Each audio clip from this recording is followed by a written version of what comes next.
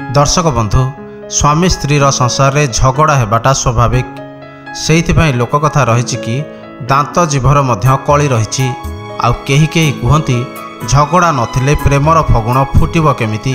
विवाहर किछि दिन पर्यंत ए झगड़ा टिके क्यूट थाए हेले अत्याधिक हेले भयंकर।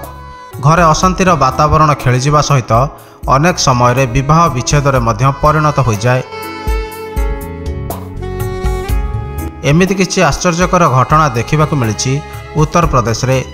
झिमिटी खेलरू महाभारत भली गोटे सामान्य घटनारू स्वामी स्त्री छाड़पत्र पर्यंत निष्पत्ति नेबा घटना समस्त को आश्चर्य करिछि। सामान्य सोरिष तेल को नहीं उभय स्वामी स्त्री डिवोर्स भली चरम निष्पत्ति नहीं। स्वामी निज स्त्री उपर अभियोग आनिथिले जे से शाशु घरे रखिथिबा सोरिष तेल को नहीं बाप घरे बिक्री करुछंती, जेउथिपाई उभयक मध्यरे जोर पाटितुंड होइथिला एवं झगड़ा बढ़िबारु पत्नी अभिमान करी निज बाप घर को चली जाइथिले। कथा एतिकिरे मध्य सरी नथिला। स्त्री मध्य स्वामी के उपरे पताड़ना टंका नदेबा भली अनेक पालटा अभियोग आनिले।